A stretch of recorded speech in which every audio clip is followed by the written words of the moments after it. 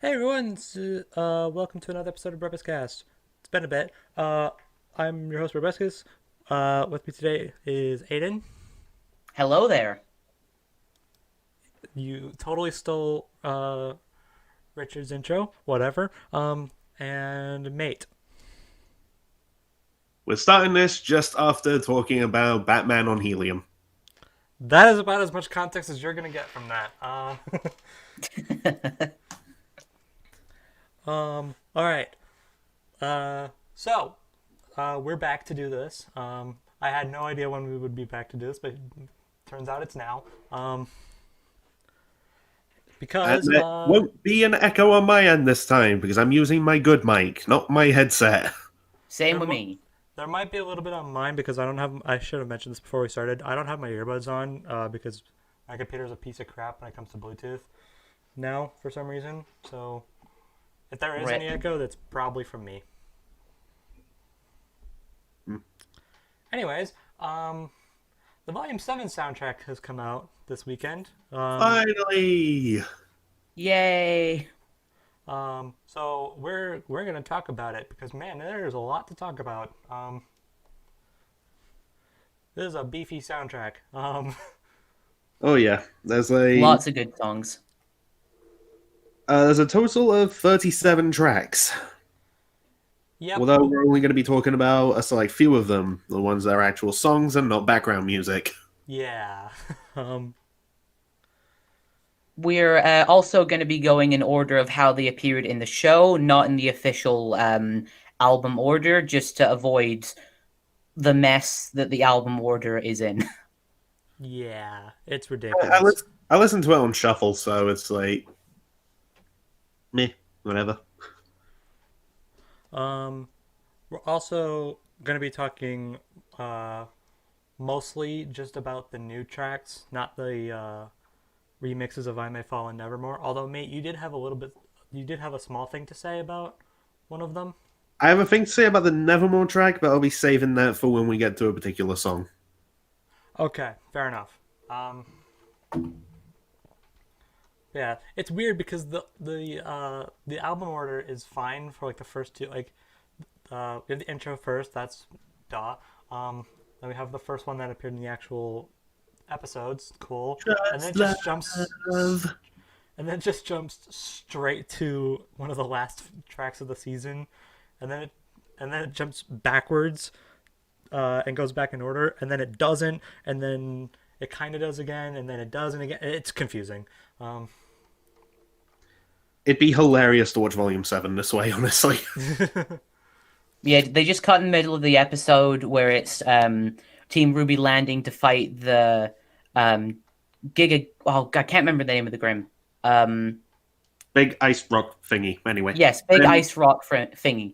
then Uh, immediately to What's versus Ironwood, and then, oh, whoa, we're at the montage. And, and then wait, we're now at yeah, Nora talking about stuff.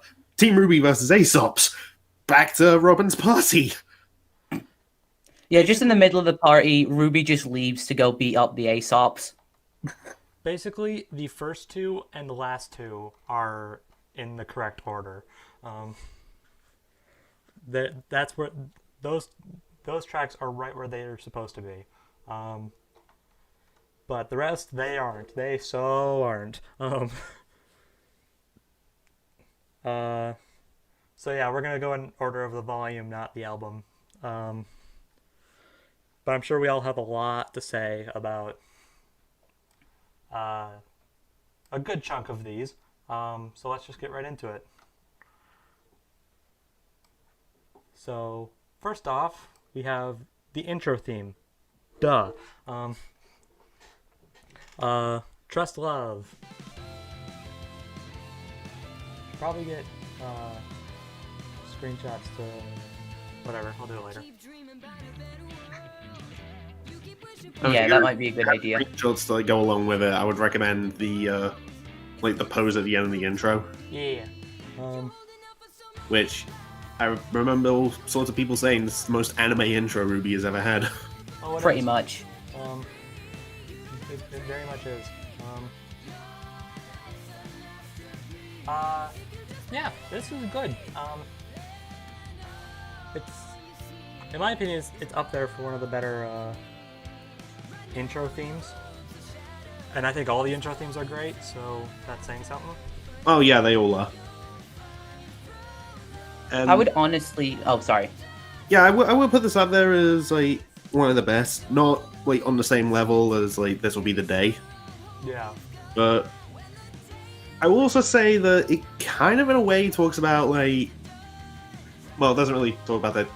In a way, it kind of hints at like the overall theme of just like the show in general, just like, you know, trusting in those that you love and working together, being a team, and all that stuff. Yeah.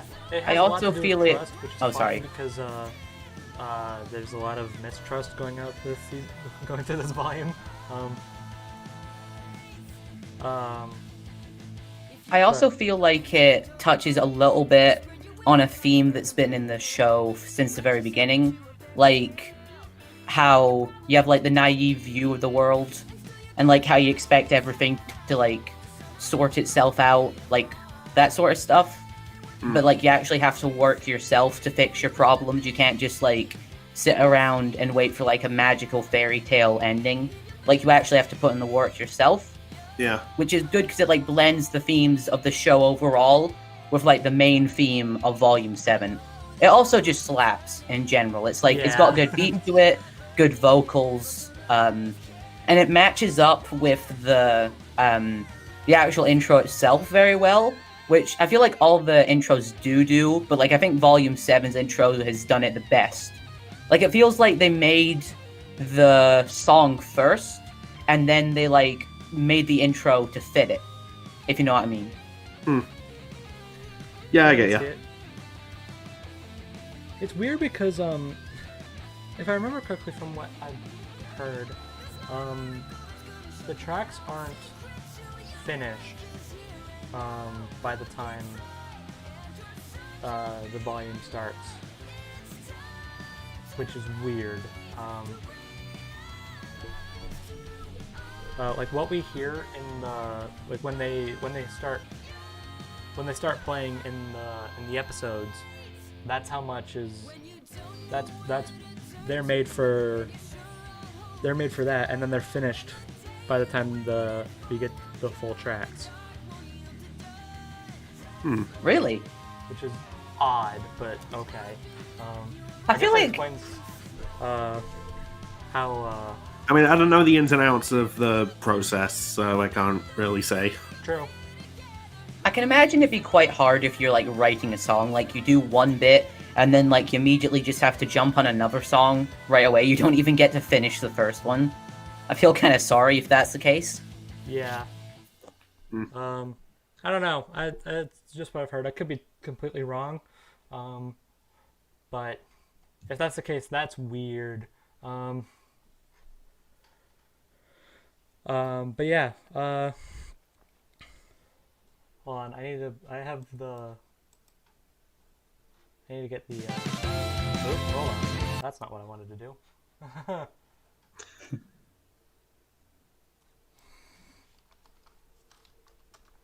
Hang on. I need to get the lyric videos up. See if there's any that stick out. Just mute it just because. Okay. This shot is I'm using Sirs and Madams videos. This shot of at the end of the intro is still great. Oh yeah, it is. Just one of the best shots in the show. It's also just funny how you've got Crow like so far away from everyone else. With Crow way in the back, Oscar's just strolling along. It's kind of like everyone else was doing a photo shoot. Crow didn't care, and Oscar kind of looks like he missed the bus for school. And Payne's just like flying like wee. Yeah, the She's so perspective happy. on this is so weird because like Ironwood and Winter are huge, and Ironwood and Winter are huge. Most of the Aesops are tiny. Yeah, poor Vine's just off in a corner. I know.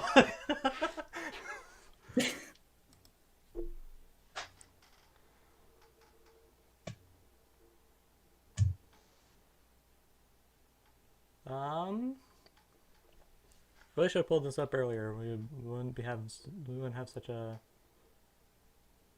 Oh, there's references in this to like uh other volume intros. Um, if I remember correctly, I can't remember what they are, but I know someone's pointed out that this made references to like this will be the day or time to say goodbye. Yeah, I think it does. I'm quickly looking it up.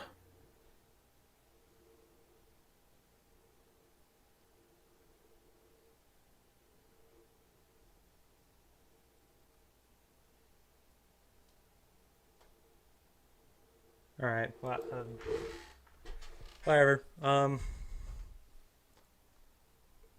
But yeah, it's good. It fits the theme of the volume very well. And it's catchy. It's very upbeat compared to the last few intro themes. Like the last few were very dramatic, very climactic, I Like, guess. yeah, like melancholy a bit, like kind of a bit not gloomy, but like not too overly positive. Well, this is just like a bop. Yeah. Like, honestly, with the overall volume, I think that kind of makes sense. Yeah. Like, because with the last few, it's always been like, okay, we lost all these people, a lot of things are getting real bad, but they actually have time in this volume to do like a montage and everything's all like super cheery and whatnot.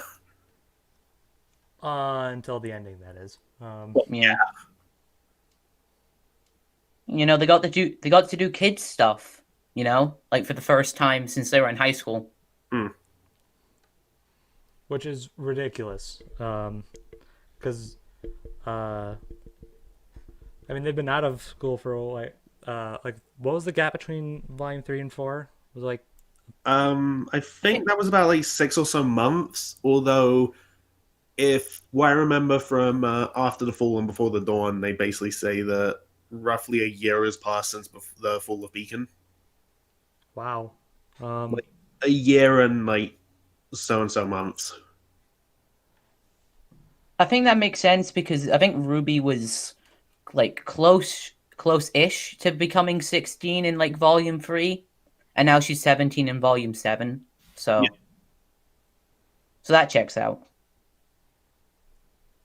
She's very small for a 17-year-old. I'm just gonna say that now. Well, how old is Neo and how small is she? That is a very good point. Also, there's a professor at Shade Academy who is 4 foot tall, even shorter than Neo. Crap, really? Yeah. Who was that again? That was Professor Rumble. Oh yes, Professor Rumple. You can tell you can tell which of these people have actually read Before the Dawn and After the Fall, and which one hasn't. Or listen to audiobooks. Audiobooks are a blessing in disguise. You know, maybe we should do a podcast where it's just us talking about After the Fall and Before the Dawn, and we just get Brobuscus' reaction to all the events and stuff. Oh, we should do that. I'd be so down for that. We'll save that for later. Yay. I don't know. Okay, I don't really have much else to add on this. It's a good intro theme. So just gonna move on because I know Mate's gonna have a lot to talk about for this next one. Oh, yes, I am. And this next song is Touch the Sky. Yep, used for when they jump out of the ship. Yep, and honestly, when I remember listening to the lyric, when I looked in the mirror, I was like, Blake song. because she looked in the mirror herself in that same episode, and the whole like touch the sky. I remember there was a song Wings. It was like, yeah, it's totally a Blake song. It came out, absolutely a Blake song. Yeah, it's totally a Blake song. I kind of got the impression as well. It's kind of like about Weiss in a way, because the song does mention like and has the lyrics. Well, the lyrics are like kind of the opposite to Mirror Mirrors in a way. So I feel like it kind of talks about Weiss a little bit as well, which does make sense because in this episode where the song plays, Blake and Weiss do like have a lot of interactions. Huh. I guess I can see that. Because like Blake, Weiss is like she's back in her home country, but she's like moved on from being with her abusive family. She's like become a proper huntress now. She's like got a good like a real purpose, and she's like doing this all for like the betterment of the world. Sorry, it just I'm going through the videos and the video transitions to Ruby's pogo jumping onto the ground, and I just think that's silly. I love that. But yeah, I always saw it as like because of everything that happened with like the last couple of volumes and how like essentially just the White Fang and Adam are gone, and this is like her starting a new chapter in her life, which is like actually in the song there as well. Heck, it's one of the reasons that she has short hair now, because it's a thing that a lot of people do, and it's all symbolic and whatnot. And yeah, just thinking about how like she's like free, she's like way happier. Mm-hmm.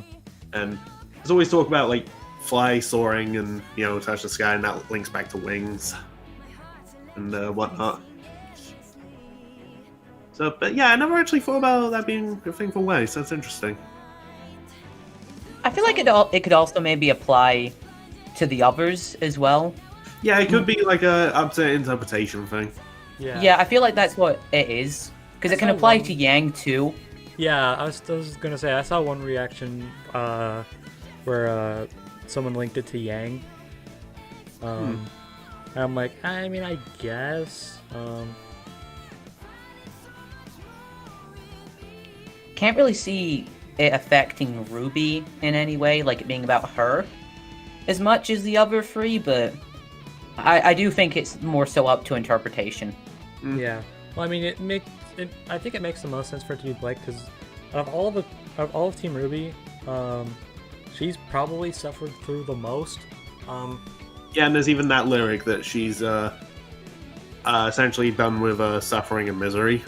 Yeah, and which is something she's been doing for like the entire show. So, yeah.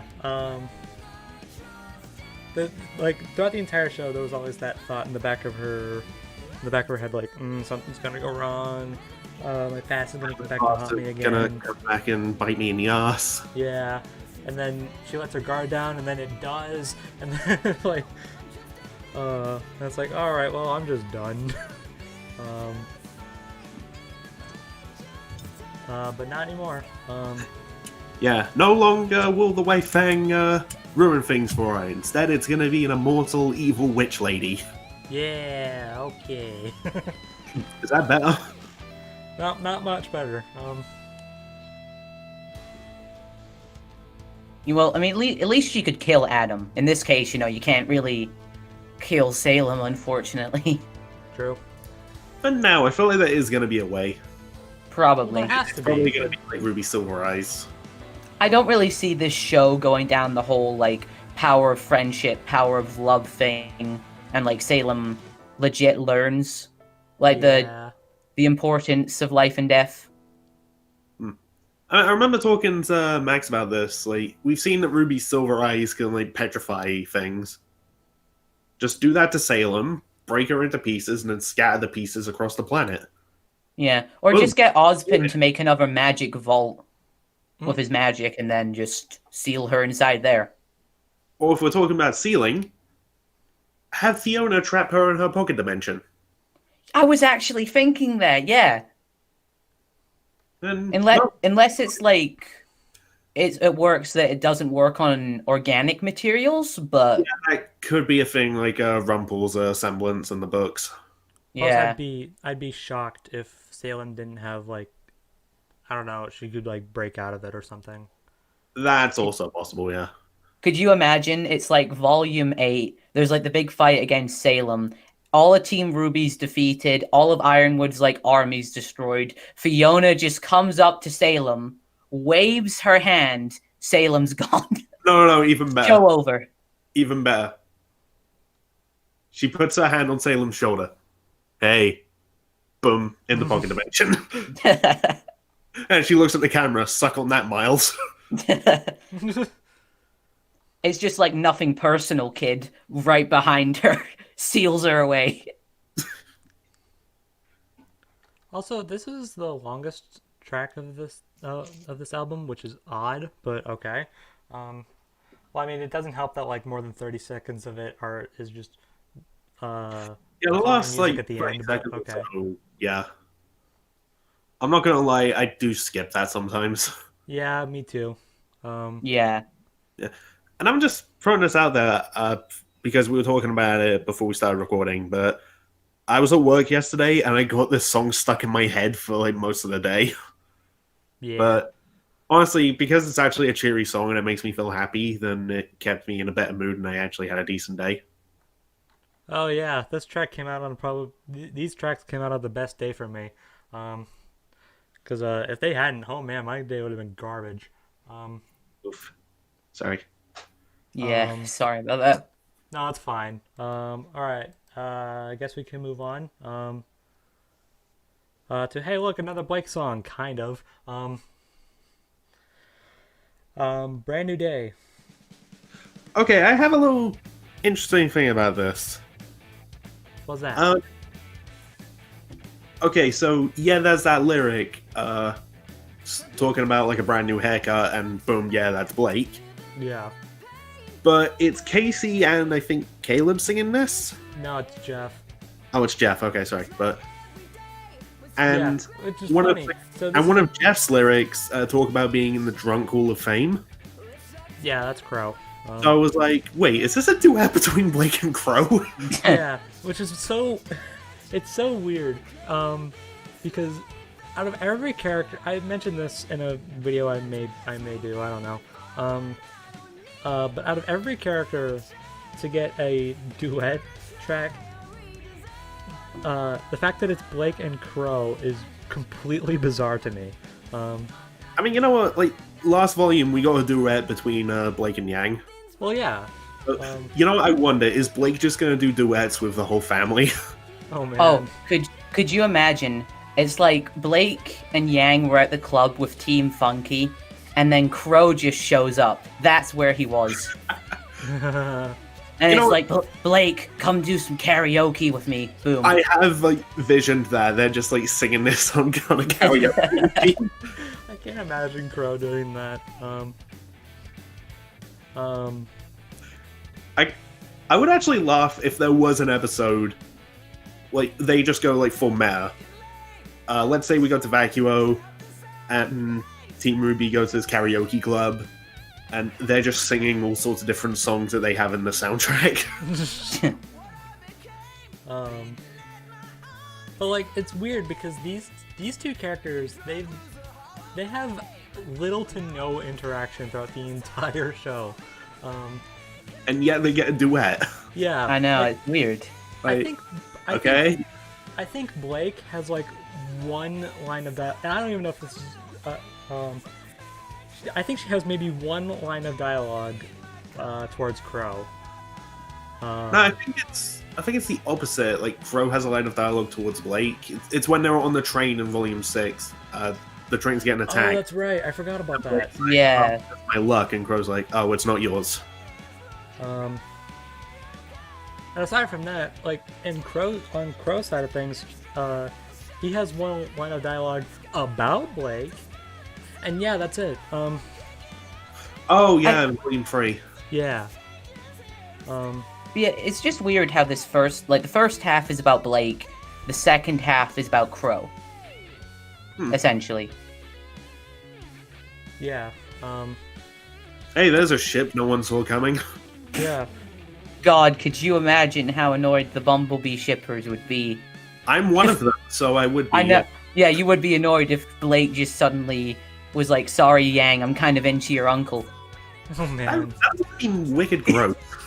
Yeah, that would be wicked gross. So sorry for bringing that up. Hey, to be fair, I made the joke first, so. Yeah, so we're blaming you. Good. Yeah. You know, Miles and Kerry have actually made that worse at one point. Oh, Like, let's not. Alright, I'll say it off camera. Also, this track riff is like says like birds are smiling, so am I, and which is funny because Crow turns into a bird. Bit. It is nice to see like the two characters. Well, I don't think Crow has suffered like as much as Blake, but I feel like he's developed nearly as much as she has.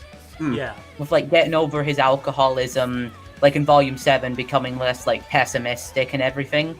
So I think it's quite nice that the two like have a song that's like talking about their development.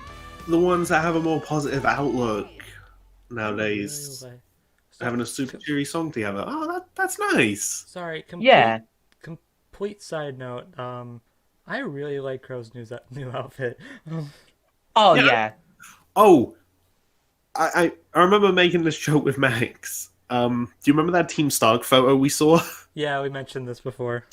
Yeah, like Crow has the exact same outfit. Like, I know. Then, Like after 15 years, he finally decides to get a new outfit. yeah. Also, I like this line a lot in Drunk Loser Hall of Fame. Like, wow, you can't be more blunt than that. Do you get the message of the song? But also, I'm not gonna lie, listening to Crow's side of things is both heartwarming because it's such a stark contrast from Bad Luck Charm. But on the other hand, it's kind of hard to listen to, given the end of the volume. Oh yeah. Yeah. It's like when you go back after like watching a betrayal in like a movie or something like that, and you watch the movie a second time and you know the betrayal's coming and you just feel awful. Yeah. I also like how some of the lyrics in Brand New Day is the same as Bad Luck Charm. Like, talking about, like shame and like pain and all that Crow's feeling, but now it's like done differently. It's about like him overcoming it rather than him being like moody and being like, my life is pain, my existence is a curse. Oh yeah. Yeah, I didn't notice that. I also just find it funny because these two are me and Mate's favorite characters. So, Hey, yeah, your two favorite characters get a duet. so that's just funny to me. Again, it's just such a weird concept in the first place. Like, oh hey, look, this is like two random characters getting the duet treatment. Can we have like a Blake and Weiss duet so that way me and Max have something to geek out over? No, we need An even weirder duet next volume. We get like a Salem and I don't know, Oscar duet song or something like that.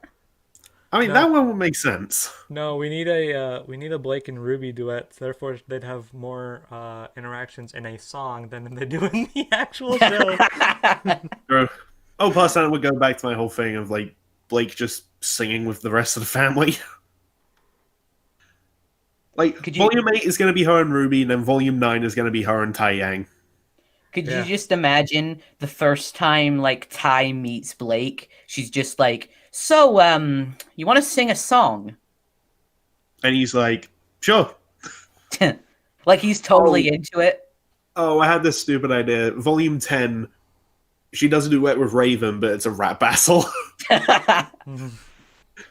Just like, no, Blake does like a diss track about Raven.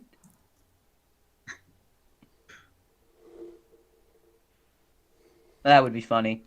That would.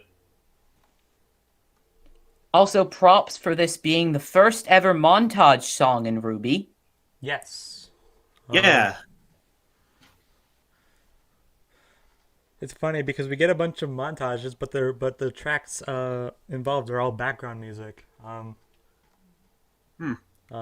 This one actually sticks out in that regard, which is nice. It's also just nice that it emphasizes, like, yeah, our troubles are over until they're not, but that's besides the point. Yeah, they might be over for now, but oh boy. Just RT getting the knife ready to just to twist it in as soon as the bad stuff happens. Ugh. And from what they've been teasing in Volume 8, oh boy. Yeah, we'll talk about that at some point. Okay. But Ooh. I'm I don't know why I'm doing this voice. I'm concerned. We'll just leave it at that. Yeah. So I guess moving on. Mm-hmm. Cool. Next up is Celebrate. Yep. I at one point almost got this confused with Celebration by Cool and the Gang.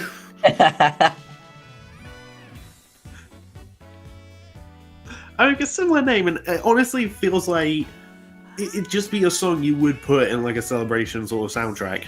Well, yeah. It's meant to be a party track, which is good because it is. And this is the track that I had a little something interesting to talk about for this. Well, then you can go right ahead. I heard somewhere that Jeff Williams confirmed that this was meant to be featured in another scene in the volume. Oh. And that was going to be Blake and Yang at the dance club with Team Funky. Oh. Wait, we were actually supposed to see that? Aww. Yep, the scene was cut. Honestly, I am kind of cool with that scene being cut because it wouldn't really have progressed the story. No. Yeah, it would have just been like a cute scene to see. Same with like Weiss, John, and Oscar in the movies.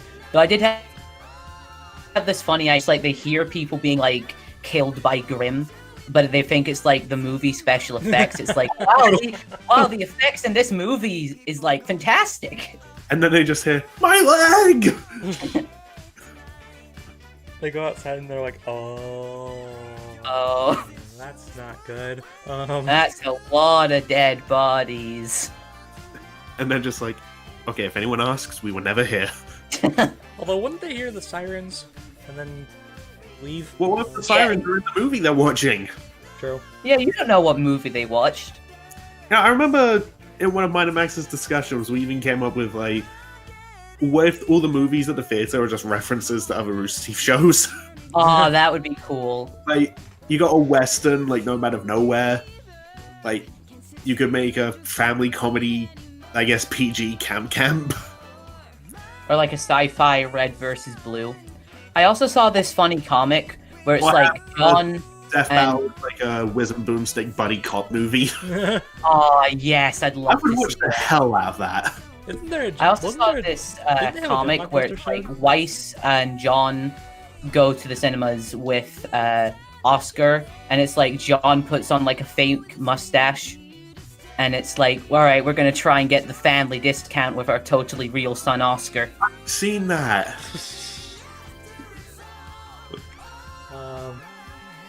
Anyways, back on topic, I heard was that I'm gonna bring this up about the club thing. the idea. Well, hold on. The idea I heard was Jean finally took Weiss to that Bruce Willis movie. Anyways, the movie's probably been out of the theater for about a year, but oh well. Also, I like how one of the first shots this video shows is the drum with the kick me sign. I hope that's the one getting kicked. Yeah. They just rebuild it only till they get like kicked by like so many other people afterwards. What I'm curious about is why is there one with a bow? I don't know. I just realized that. Oh, gender differences? I don't know. Also, real Someone's quick, accessorizing drones for some reason. I'm gonna go back for a second, but it's something I thought of when I listened to it for the first time, and it could just be me overanalyzing. But is this track directed towards someone or from I don't someone's think it is. I perspective? think it's just like, yo, let's party. Okay. 'Cause, Yeah. there's, I like, do admire the extra effort for Rooster Teeth because like they could have just made this like background music, but they actually had a full song for like a party setting, which I admire them for putting the extra effort in for that. Yeah. Well, why I ask is because some of the lyrics mention stuff like treatment and medication, and I'm like, what in the world? Like, all right, that's weird. Because if that's from someone's perspective, oh boy. Yeah, I can't really think of what perspective it would be from. So, one other thing I was gonna mention with the whole Jeff confirming it was meant to be in the dance club. Is it just me, or does it also sound like the Nevermore remix we got would have fit that too? Like just the beat and like tune of it. It sounds something like you would maybe hear in a club. So I'm just like, oh, maybe that was planned to be there too. I don't know, because we don't really get. Blake and Yang versus Team Funky Dance Off. I don't know. Given what we've seen, I think Blake and Yang would lose. Hey, I've seen Blake dance in Smite. And I've seen Blake dance in the actual show. She's terrible. Hey, but that shows character development. She got better at dancing by the time she ended up in Smite. And Yeah, started when she killing became gods. when she became a costume skin, that sounds dumb. Oh god, like I've played that, and it's like I kill a 4, and I'm just like, huh, call me Wonder Woman because I just ended, yeah. Okay. I had to do it. Godly powers give you amazing dance moves confirmed. There we go. Ruby's face here, like Ruby's just so done with this. This is in the middle. She's in the middle of Ren and Nara. She's just so done. Yeah. Talking of Ren and Nora, isn't that the next one? Yes, if we don't have anything else to add. I don't think we really can. Yeah, I've said everything about this song. Okay, then moving on. Let's get real. Yep. A Ren Nora song. From Nora's perspective. By the way, side note, do we have a track from Ren's perspective? I don't think so, because as far as I'm aware, Boop is also from Nora's perspective. Okay, I thought so, Wow. because, like... Poor Ren. We have He's a not lot gotten like a single song yet. Yeah, we have a lot of main characters who don't have themes yet, which is weird. Yeah. It's also kind of funny, like, Oscar got a song before Ren did. Yeah. So, that's just kind of sad for Ren. God. Raven and Cinder got a main Got a track song Ren before he did. Oh my god. Does Jean have one? Because I'm pretty sure all the ones he has are shared with Pyrrha.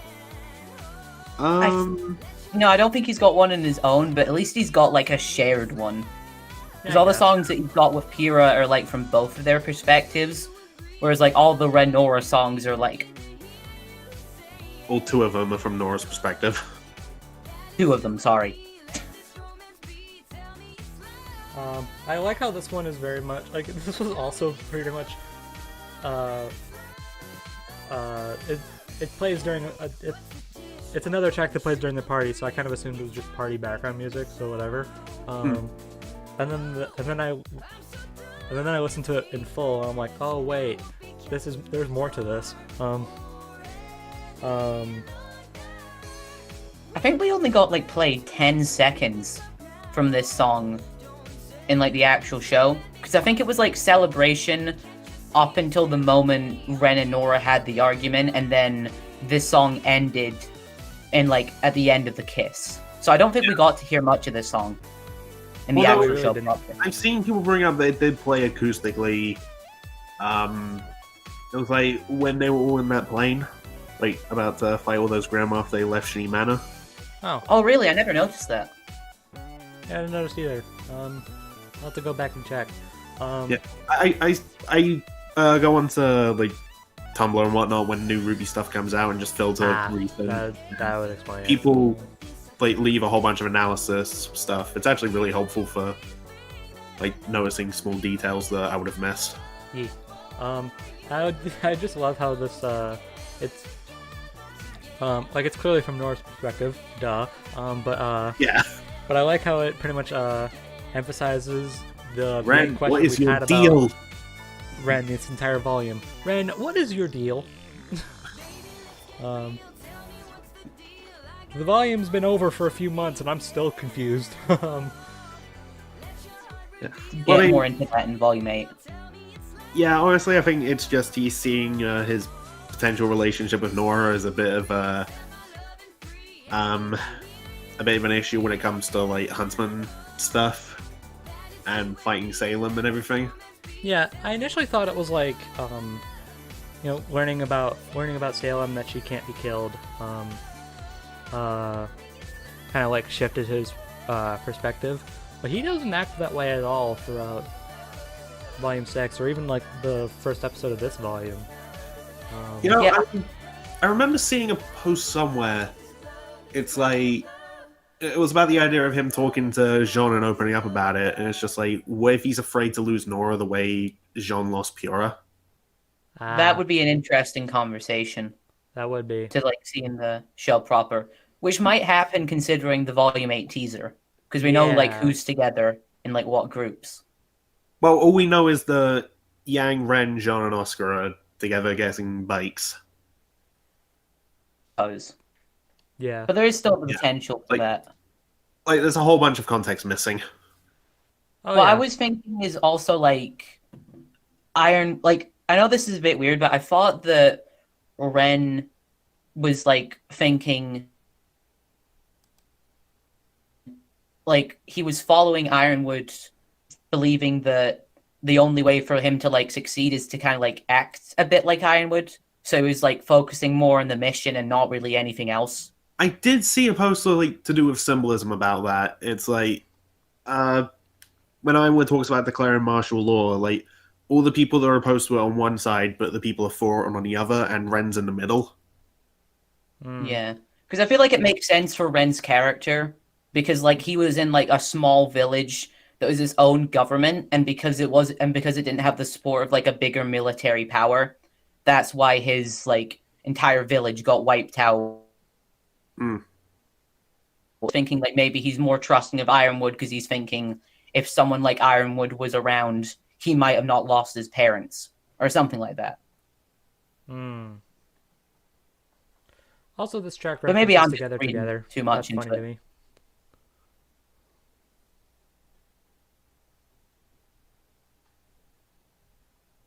And awkward silence. Yep.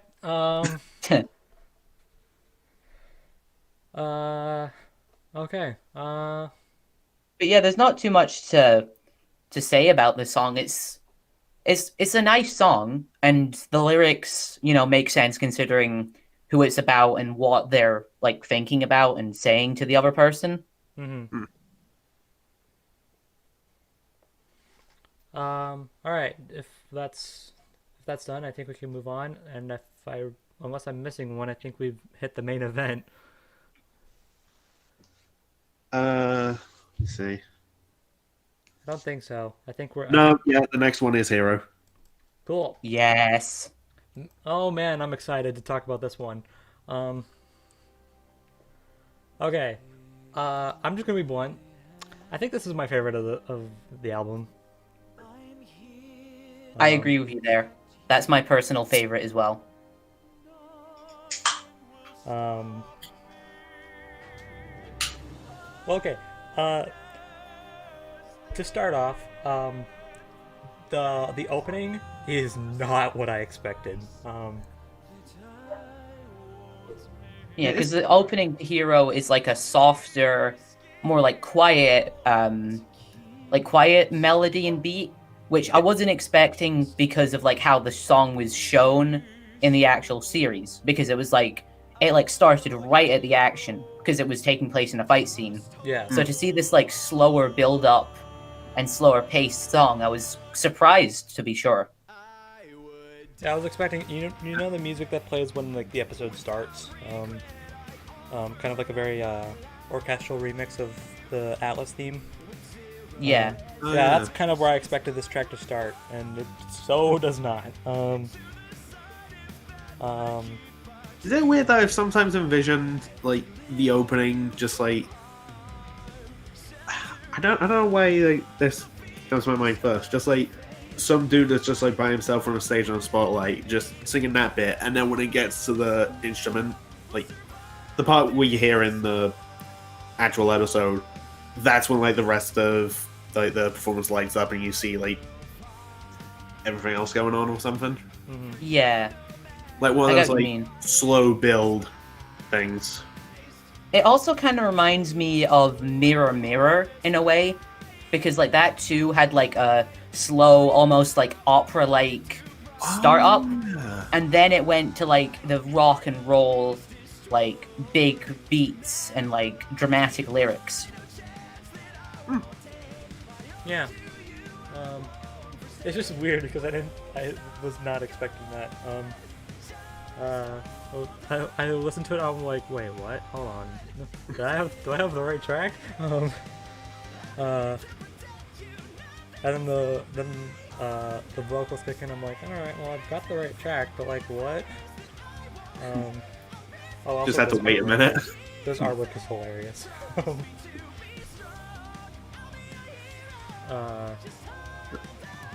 Okay, can we talk about how incredible it is that they got Caleb on this? Like, what? um, Starting off as someone who does music covers for the sake of doing music covers, now being like, hey, you want to do a collab project, and then he works with Casey, does their own thing, and then it's like, hey, you want to do a track for the show, and he's like, yes. I actually remember this because I was subscribed, well, I still am, to Caleb's channel, and like he revealed, I think it was in a live stream or something, that he got contacted by Casey to like work on a project a few years ago. And then when he released the like cover of Red Like Roses with her, that's what everyone thought it would be. And then now we know it was actually Ironwood's theme song he was working on. Huh. Yeah. I also just think this is like the most like out of all the tracks in this volume, I think this is the one that I could jam out to the most. Yeah, I can see that. Which is why it's my favorite. But also it really showcases Ironwood's character. And his beliefs and his morals. I also just really like this song because it's about my favorite character in the series. So you know, that gives it bonus points for me. I also like how it has like lots of references to stuff that Ironwood's even said, because like after the main chorus that we hear during Ironwood versus Watts, there's then like they incorporate one of Ironwood's lines to Ozpin into the song. Like yeah, he which said, I don't think anyone was like as a expecting. lyric, it's like, "But do you honestly think your children can win a war?" And I was like, I actually had to pause the song when listening to that, and was like, "Oh shit, they actually included that."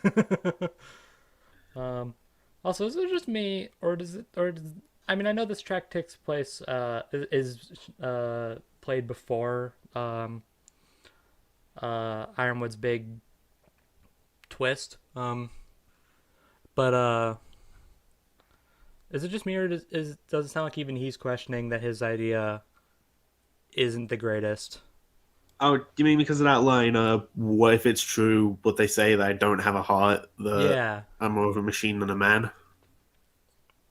Yeah, that and hearts and minds may not agree. Yeah, I kind of got the feeling that the first half of this song takes place.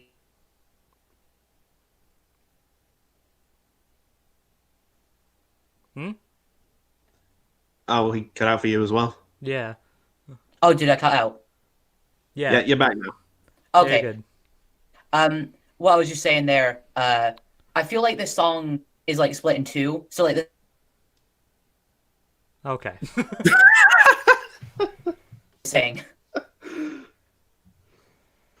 I think we got an Where's- idea of what you were saying. oh, am I still cutting out? It's weird. I'm just gonna try leaving the call and coming back. Then I guess see if that works. Okay. Or is it fine and I should just leave it? It sounds fine at the moment. It's Say fine more now. stuff, and we'll see if it cuts out again. Right. It seems like it just doesn't want you to explain what it is you're trying to say. That's funny. Maybe that just means that my opinion's very wrong.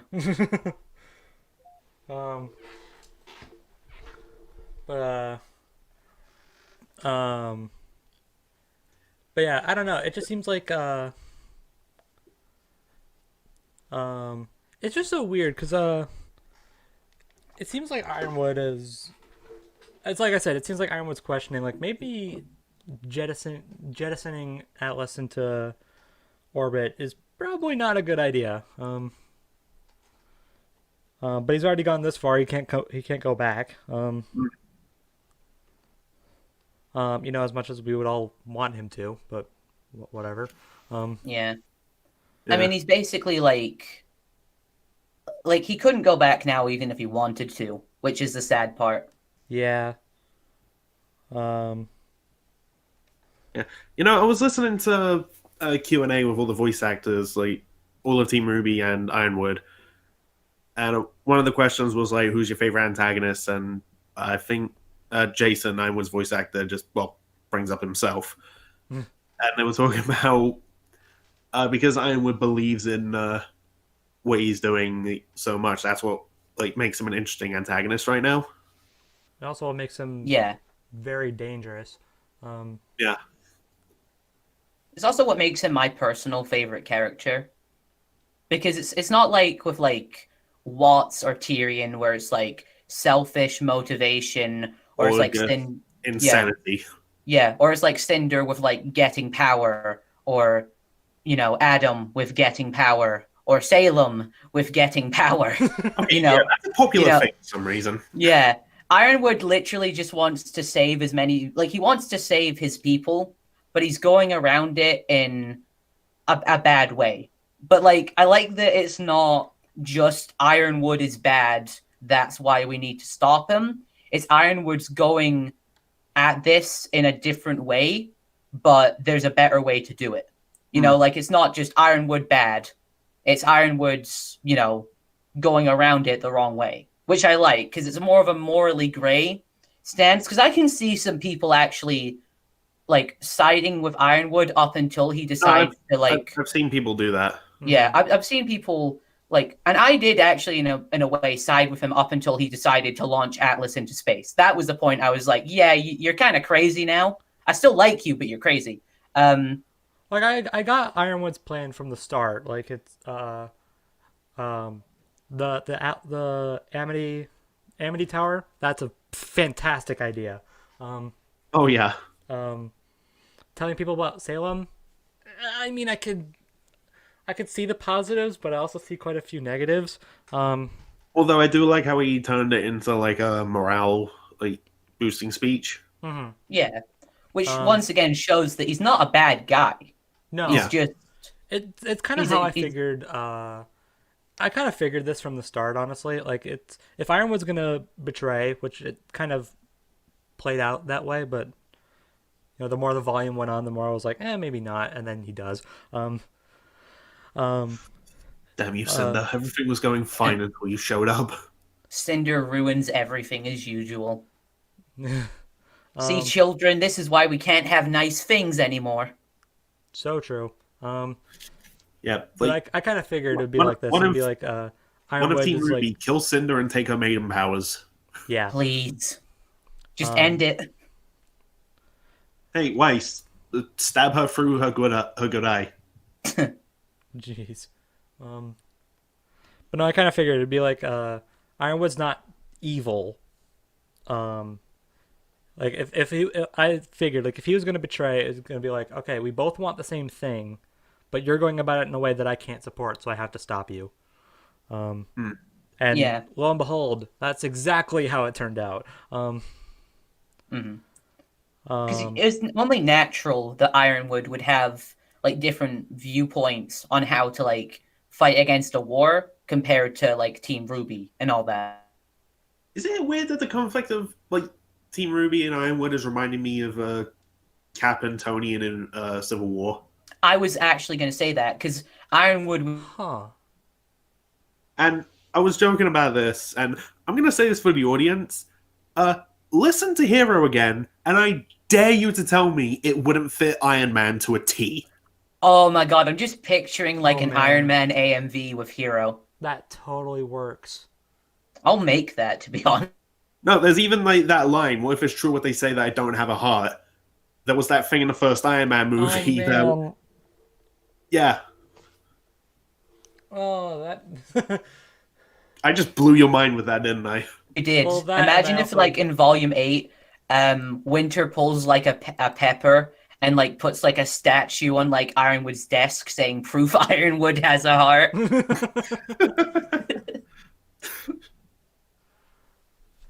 Although it gave me this weird image of like all the Ruby characters just in Iron Man suits.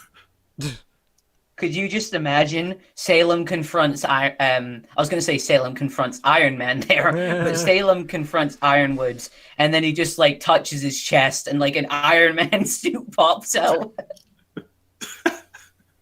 And they're just like, where'd that come from? Oh yeah, it's nanotech, you like it?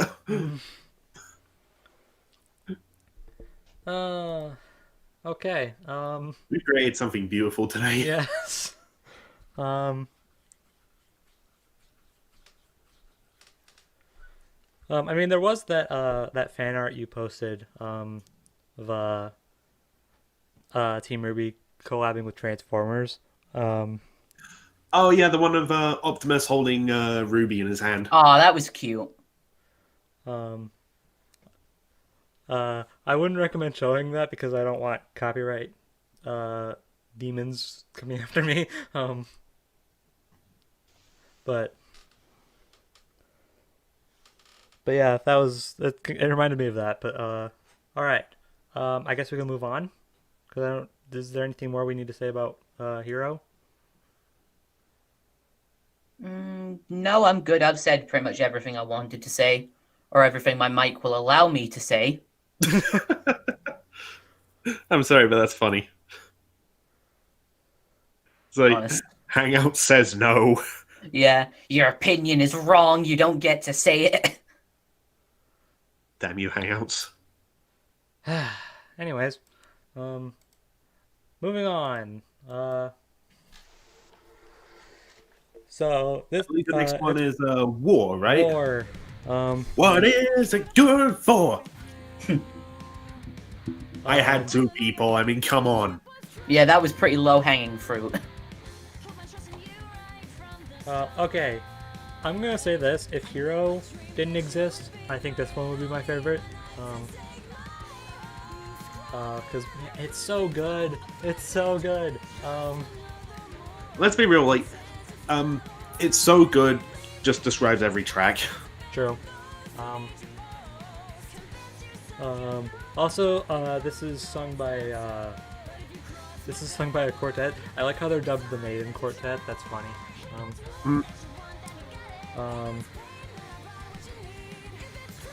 Casey and Adrian, who did Nevermore. Aaron Riley and Dawn and Bennett, the latter of which voices Elm. Okay, sure. So first off, I just want to say, holy crap, Team Ruby are savage. The lyrics that tear into the Aesops are savage. Yeah, kind Basically, of. like every member of RWBY is like simultaneously like sticking the finger up at the Aesops, essentially. I mean, that combined with kicking all their asses. Yeah. Yes. Because it does get the point across, like, Team Ruby are trying to help out everyone they can. And the Aesop's are just following Ironwood's orders. Yeah. The Aesop's are just like, no, we were given an order, we have to follow it because reasons. I'm really hoping Volume 8 goes more in depth about that, because the most depth we got was Clover, and even then it wasn't a whole lot, and then he ends up dying, so... I feel like if anyone, Marrow's probably going to get the most. Yeah, I said this in the last RWBY podcast, but I'm going to say it again. You could legit do an entire, like, light story, like what you did for, like, After the Fall and Before the Dawn, about Marrow, and it would sell. Like... I can picture it now. New book, RWBY, Adventures of Doggo. Yes. I'd love that to be the title. Or better yet, RWBY, Every Dog Has Its Day. Oh, I like that better, actually. No, every Marrow has its day. Every Marrow, yeah. I'm just But anyway. Sorry, what? But anyways, This Is War. Just a really great track. Yeah. There's one track. There's one lyric later in the track that someone pointed out that is just completely savage. There it is. Perhaps the first time in your life you felt control. Like, oh, okay, that's savage. Because it goes into how the Aesops are basically letting Ironwood control all their decisions. And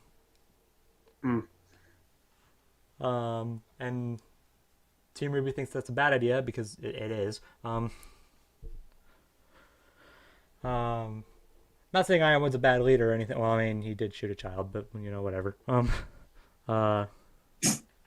That's as far as leadership goes, I'm not saying Ironwood's bad in that regard, but like blindly following someone, regardless of how good they are, that's not a good idea. Nah. And they paid the price for it, so there there I guess. There is a lyric in this song that I've seen people bring up that's a callback to what was the name again? I should remember this. Oh, Time to Say Goodbye. Oh, I know what you're talking about. Oh. Yeah, because there's that line in Time to Say Goodbye. Are we weapons pointed at the enemy so someone else can claim the victory? Yep, just a mindless weapon pointed at an enemy. That's right there. I honestly love it when songs in the soundtrack there's connect to each one. other. Just a mindless weapon pointed at an enemy, a simple tool providing someone else with victory. That's an entire part of Time to Say Goodbye. Mm-hmm. That's ridiculous. And who says these people don't blade ahead? No, I'm just kidding.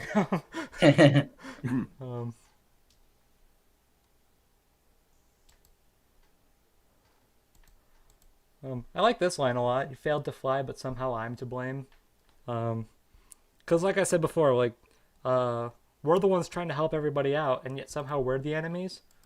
Okay, sure. That makes sense. We're trying to save people from, not dying. That's always good. I also like the line, "Convince yourself you're noble, but we both know it's not so." Yeah. I like that line too. Oh, yeah. Because Aesop's like Marrow, and I feel like the rest of them too kind of know, say... Man, Hangout's just not like you. Yeah, so... But, like, they're going along with it anyway. Yeah. Also, they said selfish abusers. Is that an Adam reference? I don't really feel like that line fits. Yeah, that doesn't really fit. I mean, unless it were, like, in a Savage rap, and then all of a sudden Blake's just like... True. I Oh, don't know. by the I'm just way, messing around, but uh, like that's the first thing that came to screw mind. this Like, guy. He's dead. Yeah, but it just seems like kind of like an insult. Like I'm comparing you to like a terrorist. That's how bad you are. But Hmm. the, I do hope the remaining Aesops do come around. It'll take a bit because they need to find out that their leader is dead. I feel like at the very least, Mara will. I I'm hope not he sure. does. No, because like throughout that whole fight, he's not really giving it his all, and he's saying that he doesn't want to like kill any of them, and he seems just like uh yeah, not all there like the whole time. Yeah. Chance of living past Volume 8, or at the very least, not dying right away. Hmm. Out. Um. Well, I ask because I say that because like I said, eventually they're gonna find out Clover is dead, and that Crow is being blamed for it. So I highly doubt that's gonna help their cause, help their case of. I mean, unless Robin does the hand thing, they're just gonna think Crow did it. Yeah. I mean, I feel like they wouldn't believe that in a way as well, because like Clover and Crow were like really good friends. Like Crow's got Clover's pin, and also there's like two sets of fingerprints on that weapon, so it's like True. True. I love how we said that at the exact same time on my head. I don't know. I Crow's defense lawyer in Atlas Court. Phoenix Wright shows up. Yeah. I don't know. The crossover we all wanted but didn't know it. I hate to say it, but I feel like Crow's the type of character who would take the hit for Tyrion, Clover. really? Well, not in the sense that like he was the one who stabbed Clover in the back, but he was the one who put Clover in that position for him to die. He did fight back, and he did end up fighting Clover.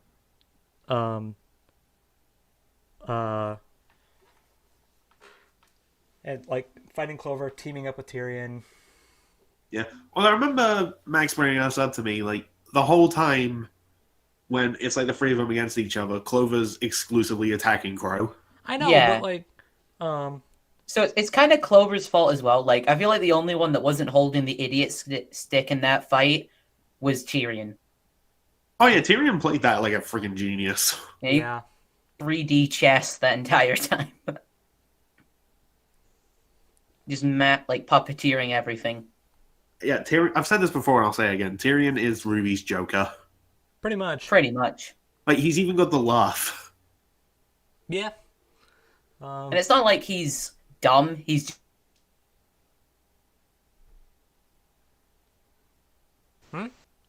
I was just saying, like, it's not like Tyrion's dumb, like some people think he is, because he's like crazy. Crazy doesn't equal dumb.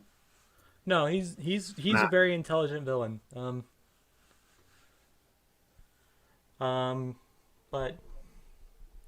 But yeah, I don't know. It's gonna be it's gonna take a lot of convincing for the Aesops to come around and be like, oh wait, we made a mistake. Yeah. But I hope it comes around eventually before another one of them ends up dying. Oh, they will. Um, Although, since you say that, place your bets, folks. Which one of the Aesops is going to be the next one to go? I imagine if I doubt this is the case, but if hypothetically speaking, if Volume 8 is like the last volume we spend in Atlas, again I doubt it, but bear with me. If somehow if the Aesops do survive, I think they're gonna stay. Like they're not gonna be like Penny. They're gonna like when Team RWBY and Co go to Vacuo, Penny's gonna join them. And the she has Aesop's to. are going to stay behind and clean up what they can of Atlas and Mental. Yeah. I mean, it would make sense for them to add, like, at the very least, 4 more people to the team. Because I mean, like, if you look at it, the teachers at Beacon, they stayed behind. They're staying behind. Blake's family and the Faunus, they're staying behind. So it would only make sense for the Aesops to do the same thing. Yeah. Yeah, because then otherwise we'd have like 14 characters going to 15 characters. I'm including Penny. Going to Vacuo if like they all survive. Yeah, that's assuming they all survive. There's one sitting in that ship that I think is vomiting death flags, but whatever. Who do you think that is? Just out of curiosity. Pietro. Oh yeah, Pietro. Pietro is 100% dying next volume. I'm calling it now. Probably. Because then you won't have people saying, "Oh, if Penny dies again, we can just use Pietro to bring him back, to bring her back." Even if that happens, like once he brings her back, like after that, then yeah, he's gone. Pretty much. That'll be the last time he can do it. All right. Just throwing us out there. If Penny did die and then one of Team RWBY got the maiden powers, then that could also be a thing. Don't know why I just freaked in there, but all right. So if we're done with I think war, oh, sorry. If we're done with war, I think we can move on. Because what's it good for? Absolutely nothing. True. Hey. All right, let's get moving on from quite the jammer of a song to oh boy. It is actually kind of depressing but beautiful at the same time. Yeah, that's a good feeling of whiplash until the end. Or as I like to call it, the Ozpin Monologue song. Okay. What's cool about this one is that is all of the tracks are written and composed by Jeff. But this one is not. This one is done solely by Casey. I actually didn't know that. It's like the first time she's doing a song like fully on her own. Yeah. Mad wow. Which I think is great. I don't know if all of the music was done just by her. I doubt it, but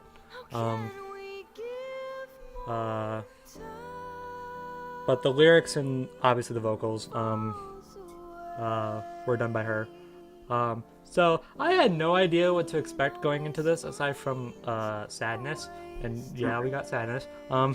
But like I was thinking, like, who's this?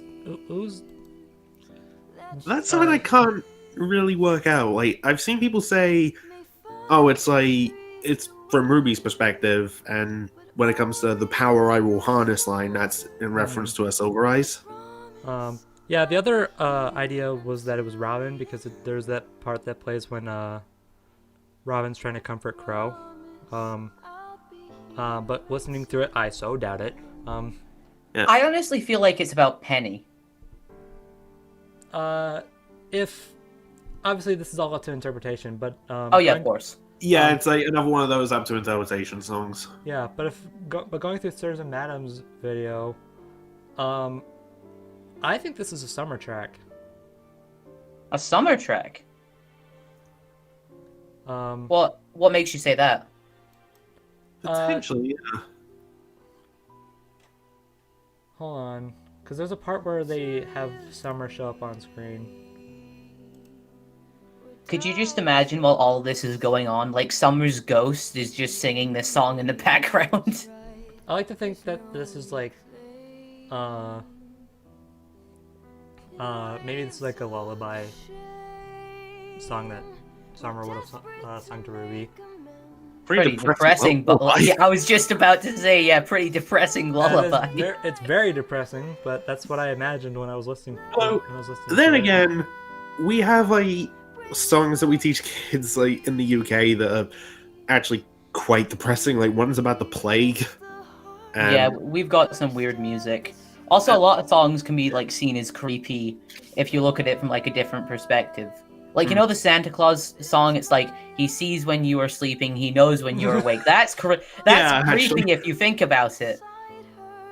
So I can't judge Summer too much if this is like a lullaby she sung to Ruby. Yeah.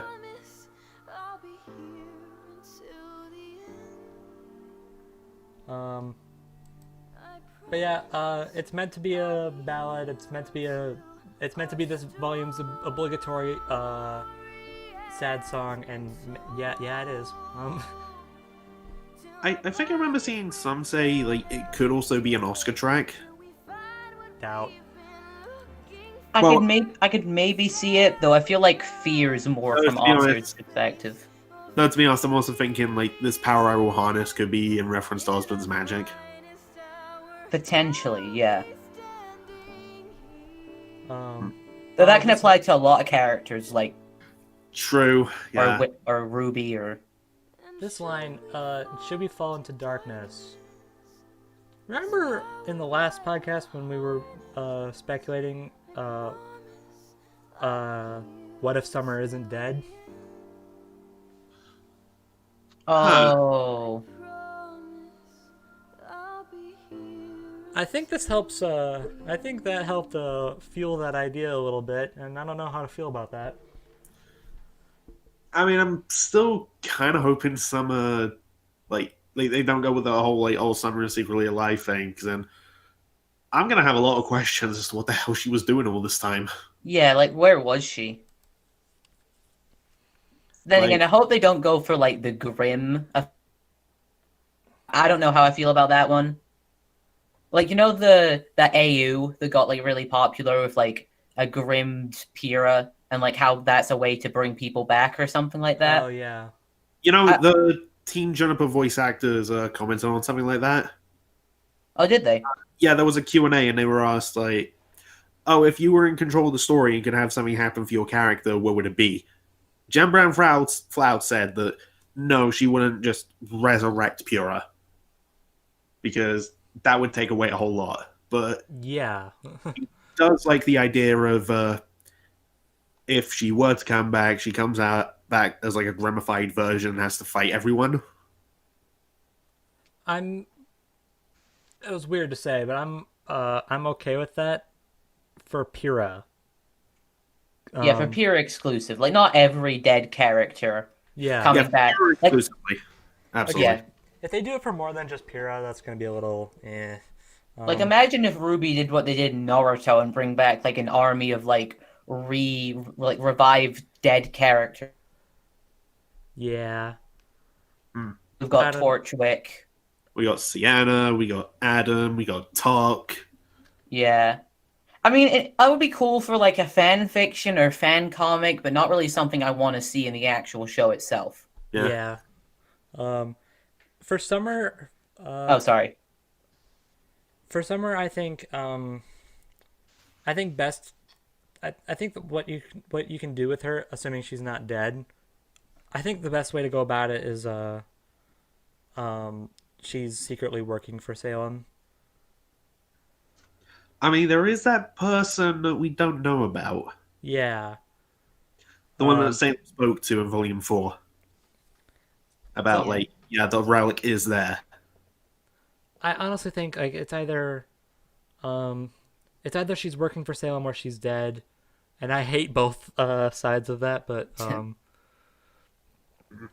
that's just Oh, sorry. no. Go ahead. I was just gonna say, I feel like you could get away with bringing back Summer. I don't personally want it, but like, unlike with Pyrrha, you wouldn't be like taking away much like value in her death because like the only people it really impacted. Yeah.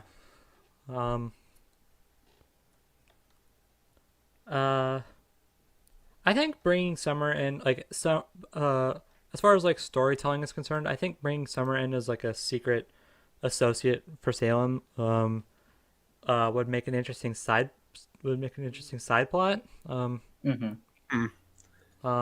Especially since she's pretty much like the whole reason why RWBY continues to fight.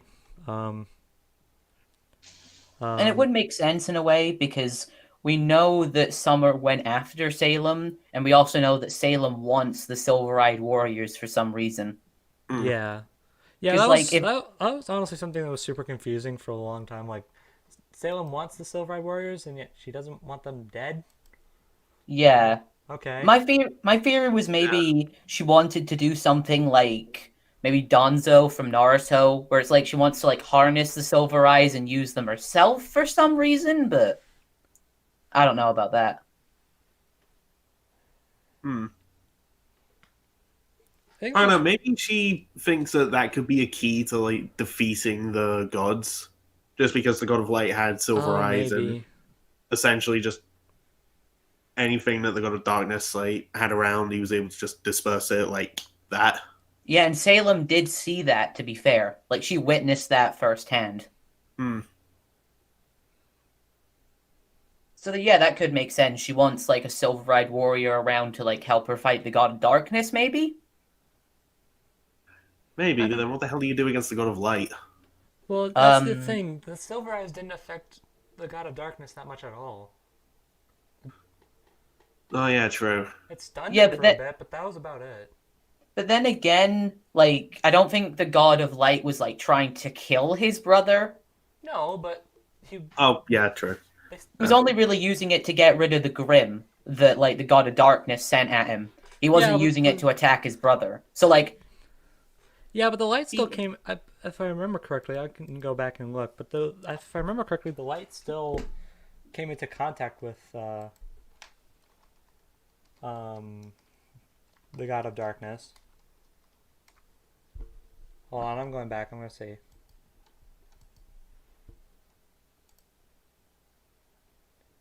But anyways, I can't really think of much else to say about the song, to be yeah, honest. just a good, sad song.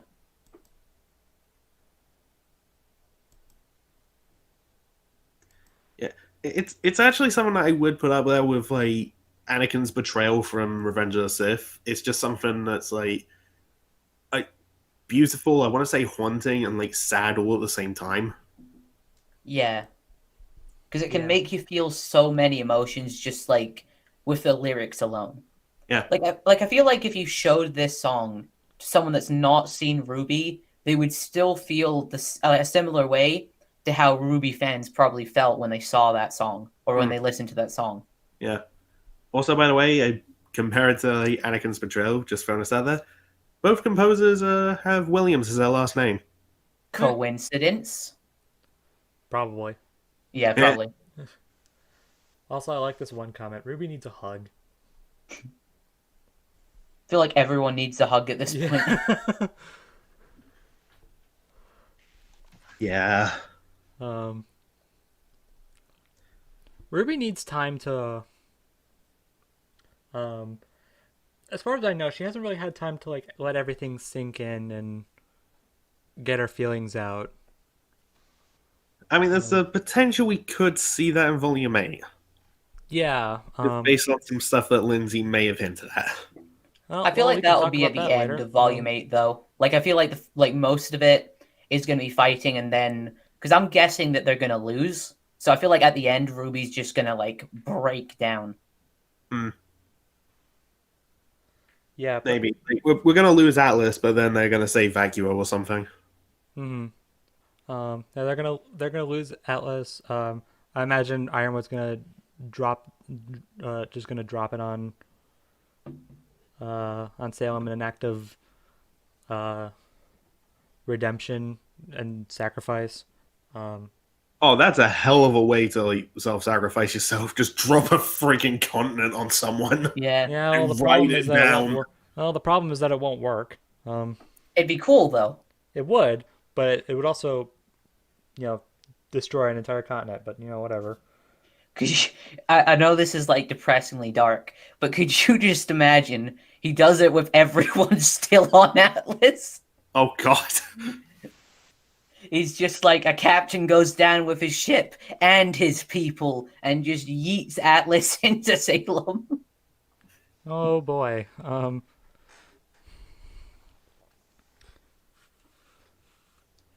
don't know. That sounds in character for Ironwood.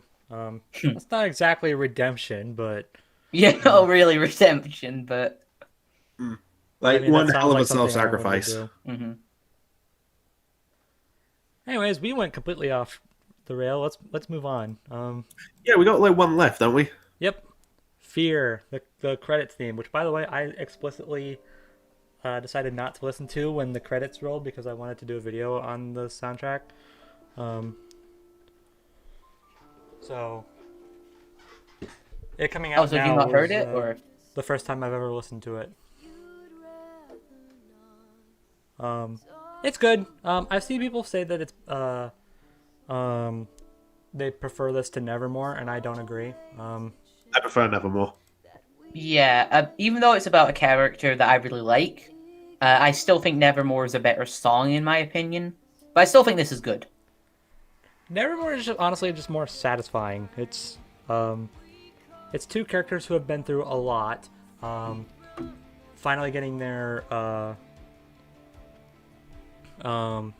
finally showing the guy who gave them so much crap, finally giving him his comeuppance.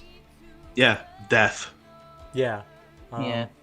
Whereas this is like a 14-year-old boy confronting the guy that he knew for a few months that's friends with the voice in his head. So it's not And then like he gets- as strong of build-up as Nevermore was. And then he gets shot afterwards. Yeah. That's fun. I mean, he got superpowers from it, so, you know, I guess. plus... Yeah, Really? he got better. I mean, I wouldn't mind getting shot if I got superpowers from it. Just don't do something stupid like, I don't know, let a Black Widow spider bite you or something. Oh yeah, I'm not that dumb, don't worry. I'm only not basing this off any actual kids that did that. Oh, I know what you're talking about. That was dumb. Wait, actual kids let spiders bite them thinking they'd get superpowers. So they could become Spider-Man, essentially, yeah. Oh my god, that's so dumb. No, I don't know if you guys watched this review I sent you, The Unusual Suspect. I don't think I saw that, actually. I don't think so. Okay, he reviewed the first Raimi Spider-Man film and was talking about, hey, right, why is this film rated 12? Like, is it just because of the spider bite scene? And he just acts out, Daddy, a spider just bit me! Does that mean I'm gonna be Spider-Man? No, it means you're gonna die. It also means that at best case scenario, you now have a hole in your hand. Imagine they tried to do it again, but it's like, oh wait, that was a radioactive spider that bit Peter Parker. I've got to get myself one of those. Oh, God. Oh man, don't put that image in my head. Yeah, people, don't let animals bite you. Yeah, it's bad. If I let this dog bite me, I'll become Dog Man.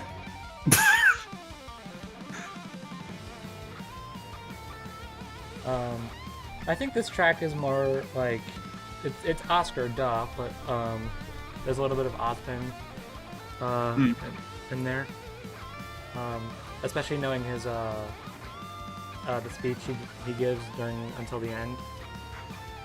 Yeah, plus it's Yeah. like, as time goes on, more of the like soul merging is happening.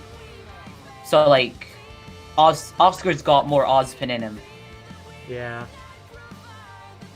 I don't know how to feel about that. Well, I gotta ask, like, how do you feel about the whole merger thing if Oscar is the dominant personality? I don't well, think I'm it's- fine with it. Yeah, if Oscar's the the dominant personality, I think it's fine. I'm honestly fine with where Oscar is now. Like he's in control. He has the power, but Ozpin is still a voice in his head. But does he have the touch? No. I hope not, considering it's an old man in his head. I was just referencing Power Rangers because you said power. Yeah, I know, I was just making a joke. Okay. But yeah, I feel like it's fine for now. I feel like we will get to the point where they do the merger, and I feel like they're gonna like have some plot reason for like Oscar to be like the dominant personality, or like the merge is like about to happen, and then they finally beat Salem, so Oscar gets like spared from being completely merged with Ozpin or something like that. Hmm. Because I feel like I don't think RT would go in the direction of like Ozpin fully going hippity hoppity, I've got control of your body, and just like being like they're gonna put Shane's voice into Oscar's body. Like I don't think they're gonna go down that route. What if it is just like whoever Ozma merged with, like, becomes the more dominant one over time? Ozma's mind is just deteriorating. Like he's still he's still hopping between bodies, but like every time he does it, like he gets the memories and not necessarily personality, but the thought process of the person he's merged with, and then he merges with someone else and then gets them. Like I feel like Ozma, just as he was, is gone, like, Yeah. completely. Yeah. So yeah, I think whenever this whole merger is complete, I think I think it's still just going to be Oscar. With like some Ozpin flair to him. Yeah, like he has Like he has Ozpin's power. He has his memories. He has his and he has his goals. But it's still at the end of the day just Oscar. Yeah. I think that's what they're gonna do. It'll be pretty handy for him considering like all the experiences of his past lives. Like one of them was like an engineer, so he could probably like build himself like a better weapon if he wanted to. That'd be Yeah. cool. Still need to know what that thing does. Yeah, I still don't understand the whole like storing time thing that they mentioned Ozpin's cane can do. Like I was thinking what he does with like storing time is like he stores like the magic in the cane and like you can unlock it. Like when Ozpin dies, his like magic gets like frozen in time in his cane, and then like his next life can unlock it. That's what I was thinking. But I have no idea. It's just like It's weird. All we know is that it's not a relic. yeah. That's true. Which I'm glad that they like did. Like they like I debunked love that. how they did it too. It's like oh, I did, because we all speculated it, like, oh, maybe Ozpin's cane is a relic. I mean, people just speculate- when Ruby's about to ask, no, my cane's not a relic. And it's like, oh, well, all right. That's one way to shoot it down. My theory is just dead now. Thanks. People are actually speculating that a good witch is the relic. I don't know how to feel about that. Possesses it. Or that she's the one who knows the location of it. No, that she is the relic. I feel like that would make more sense for the relic of creation. Yeah. Like if you could like create a life form to hold the relic of creation, but the relic in Beacon is the relic of Choice. Yeah. So I don't know how that would isn't turn it a into a crown? person. Sorry, what? The relic of the relic of choice, isn't it a crown? Yeah. Yeah. Like choice is a crown, knowledge And is a good lamp. witch's symbol is a crown. So that's why people are speculating that. So I just want to know, like, well, for one, what it does. There is a hint at it in the fairy tale book that's coming out this year. Oh. Basically, from what I could tell, like when you put it on, it shows you like choices that you'll face like in the future. Oh. So it's like Garnet's future vision from Steven Universe. I was thinking more like when Doctor Strange looked into all possible futures in Infinity Yeah, War. that's cooler. So we'll go with your one. Yeah. But yeah, that could be cool actually. Would be Could be. like a bit of a mind like fuck as well. Oh I wait, feel bad for whoever wears it. Yeah. yeah, because like you'd be seeing like so many realities with you just like dying. I know, that's the thing. Like whoever wears it is probably gonna it's probably gonna show them a reality where they die. Oh, what if Ruby puts it on and it shows her a choice she'll have to make, and it's like Salem threatening Weiss, Blake, and Yang, saying, "Give me the relic, or I'll kill them." Oh boy. Oh. Although knowing Ruby, I feel like she would like find like option C or D and like spare the rest of the team, but not give Salem the relic. Um Probably. the other thing too is that all the relics have like they have their quirks, duh, but they also have caveats to them, like with knowledge, it won't tell you things that will happen in the future, and you can only ask 3 questions, and then for every 100 years.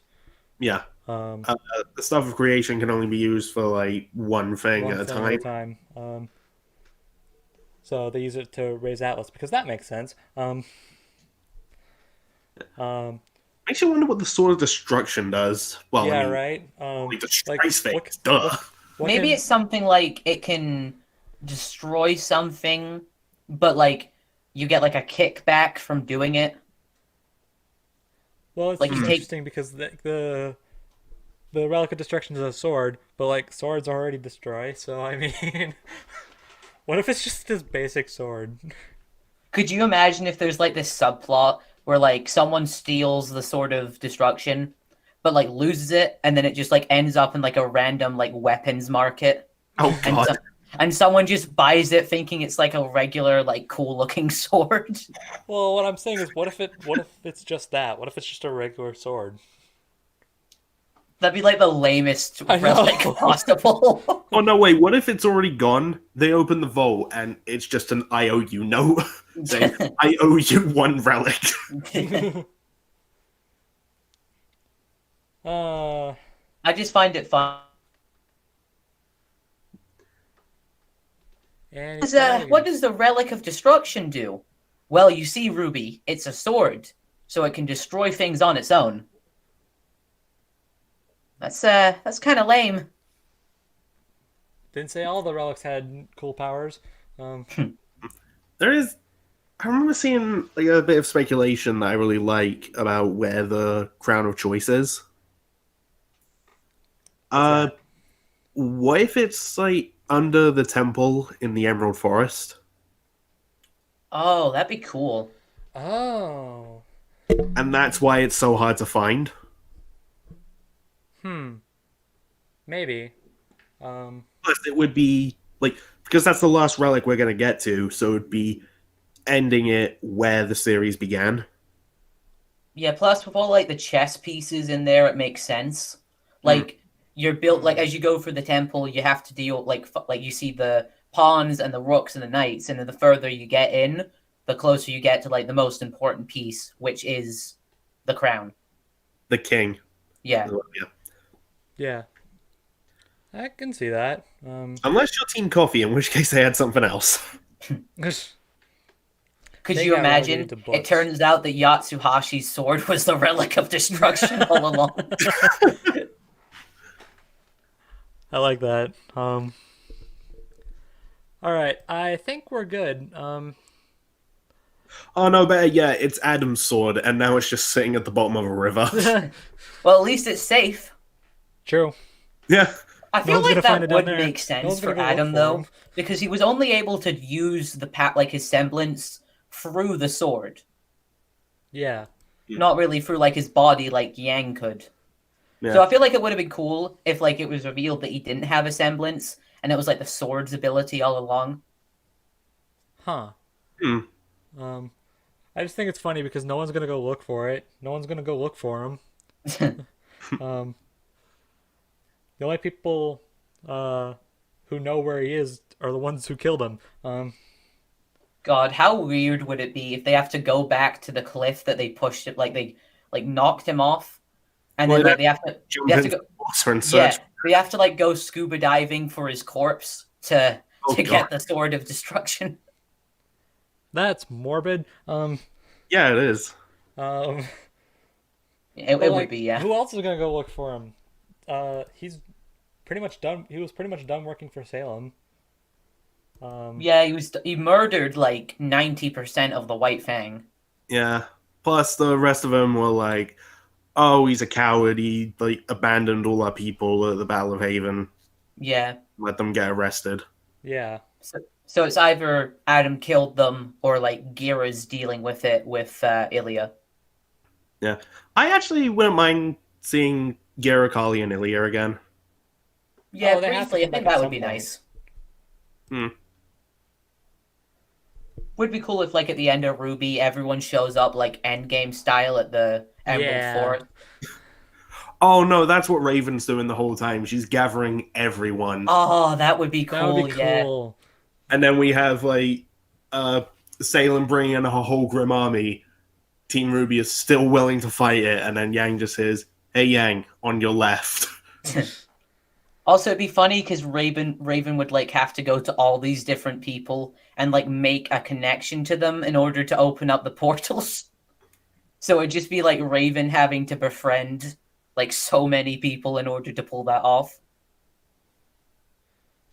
Yeah. I mean, it'd be good for her. Because she kind of leaves off with the impression that uh, she regrets acting the way she does. I don't know. I don't know if that's actually how she feels, but because at the end of the day, she still left. Yeah, just Yeah. uh, Have you heard the theory that like whenever we go back to Tai, Raven's still just gonna be there? So like she's been chilling there since like volume 5. I mean, where else is she gonna go? Yeah, True. she has nowhere else to turn to. I think I joked to a friend once. Could you imagine if like everything's said and done, and one of the final scenes is like Yang and Ruby just going back home, and they go through the door just like, "Hey, Dad, we're back," and they just stumble in on a Ty and Raven post coitus. Oh god. Uh,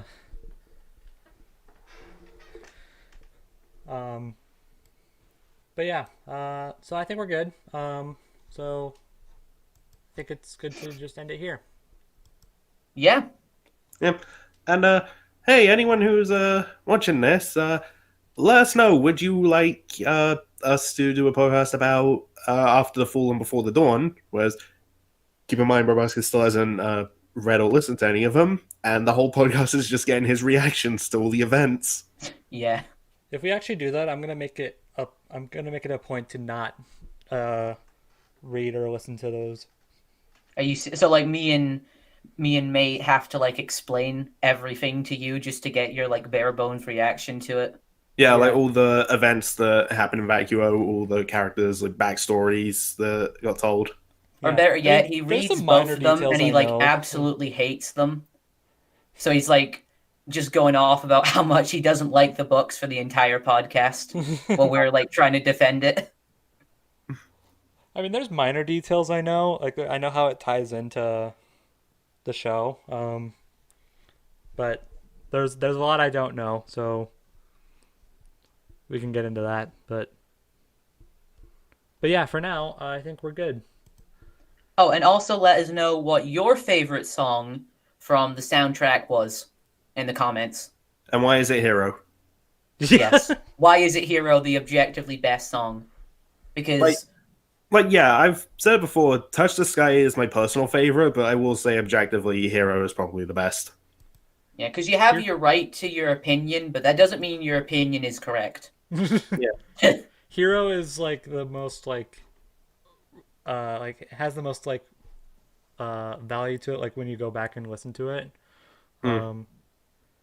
Like you can go back and listen to Hero and be like, yep, this is still fantastic. This is still something I will listen to forever. But yeah, with that, I don't know when we're gonna come back to this. Probably when, I don't know, maybe when the Volume 8 trailer drops. Yeah, we can do like a big speculation and theory podcast or something like that. Yeah. Yeah, like I have all the stuff the voice actors have said on multiple panels. Yeah, Yeah. you've You just should got keep. like a giant notebook right next to Yeah, I was you. about to say you No, should it's not. keep note. It's not even a notebook. It's all in my head. Oh, you've got it memorized. That's even more impressive. Mm. It's like you should Well, keep I'm note. I'm obsessed with RWBY, so what does that tell you? You should You have keep a lot of note. time We'll on be your able to hands. learn about it. While also going to my job. All right. If that's it, if that's all, we're good. Yeah. So, thanks for watching, and we'll see you guys next time. Bye, everybody. Goodbye. Bye.